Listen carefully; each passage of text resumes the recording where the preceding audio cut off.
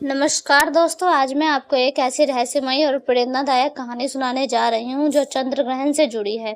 यह कहानी केवल खगोलीय घटना की नहीं बल्कि हमारे जीवन के अंधकार और प्रकाश की भी है। तो चलिए शुरू करते हैं।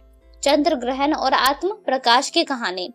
बहुत समय पहले हिमालय की एक ऊंची चोटी पर एक साधु निवास करते थे जिसका नाम था ऋषि वशिष्ठ।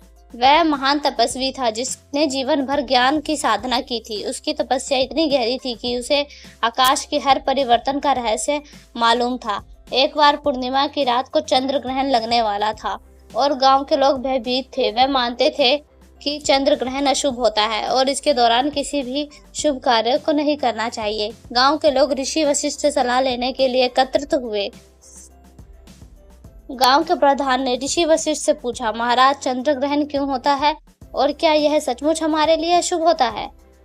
ऋषि ने शांत भाव से उत्तर दिया, चंद्र ग्रहण केवल प्रकृति का एक खगोलीय परिवर्तन है जिसने चांद कुछ समय के लिए अंधकार में ढक जाता है, लेकिन इसका अर्थ यह नहीं है कि यह शुभ है।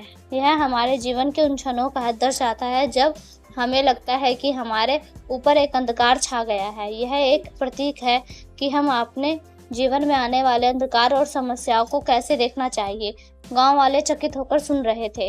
ऋषि वशिष्ठ ने आगे कहा, चांद हमारे भीतर के प्रकाश का प्रतीक है और जब ग्रहण लगता है तो ऐसा लगता है कि वह प्रकाश खो गया है, लेकिन चांद का प्रकाश कभी खोता नहीं है। जैसे ही ग्रहण समाप्त होता है वह फिर से अपनी पूर्णता से लौट आता है। जीवन में भी हमें कई बार ऐसा लगता है कि हम संकटों से घिर गए हैं और कोई रास्ता नहीं बचा, लेकिन अगर हम धैर्य रखें और अपने आंतरिक शक्ति को पहचाने तो हम हर अंधकार से बाहर निकल सकते हैं। गांव के प्रधान ने फिर से पूछा, महाराज, तो हम इस अंधकार के समय में क्या करें? ऋषि वशिष्ठ मुस्कुराते हुए बोले, चंद्र ग्रहण के समय ध्यान और आत्म अवलोकन का समय होता है। जब बाहरी प्रकाश कुछ समय के लिए ढक जाता है तब हमें अपने भीतर के प्रकाश को पहचानने का अवसर मिलता है। यह वह अब समय है जब आप अपने मन और आत्मा की शांत करके अपनी सच्ची शक्ति को पहचान सकते हैं।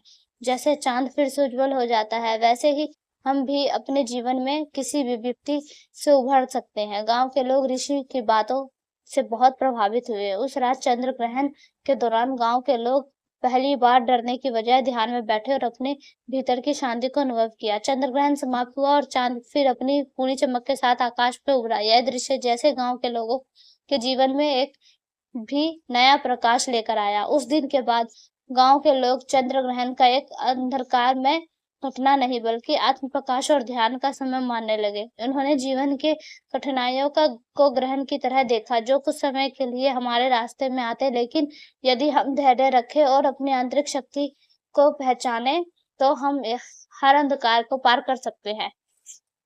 इसी प्रकार ऋषि वशिष्ठ की शिक्षा ने लोगों को यह सिखाया कि चंद्रग्रहण केवल आकाश का एक दृश्य नहीं बल्कि आत्मा का एक संदेश है कि चाहे कितना भी अंधकार क्यों ना हो, प्रकाश हमेशा लौटता है। अगर आपको यह कहानी पसंद आई हो तो हमारे चैनल को सब्सक्राइब करें और इस वीडियो को लाइक करना ना भूलें। हम फिर से मिलेंगे एक अद्भुत कहानी के साथ। तब तक के लिए